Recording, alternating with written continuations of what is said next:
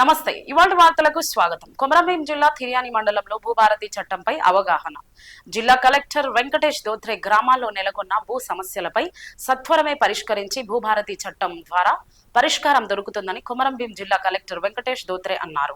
శనివారం తిర్యాని మండల కేంద్రంలోని ఆశ్రమ పాఠశాలలో జరిగిన భూభారతి చట్టంపై అవగాహన కార్యక్రమంలో జిల్లా కలెక్టర్తో పాటు ఎమ్మెల్సీ దండే విఠల్ పాల్గొన్నారు. ఈ భూభారతి అనే చట్టం మనం డాక్టర్ బాబాసాహెబ్ అంబేద్కర్ జయంతి రోజు నుంచి అమలుకి రావడం జరిగింది. దీంతో చట్టం ఒకటే కాకుండా రూల్స్ కూడా విడుదలైపోయింది.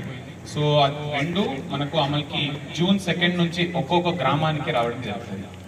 సో ఇప్పుడే కొంతమంది కాగితాలు తీసుకొచ్చారనుకుంటా. సో నా దగ్గర ఇప్పుడే ఇవ్వాల్సిన అవసరం లేదు. మేమే మీ దగ్గర వచ్చి ఒక్కొక్క గ్రామానికి వచ్చి మీ నుంచి తీసుకుంటాం.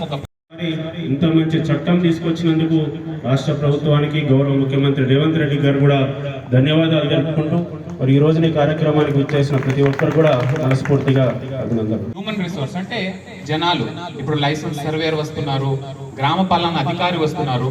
సో ఈ రకంగా ఇది ఒకటి. తర్వాత మనం టైం లైన్ లో చేయాలి.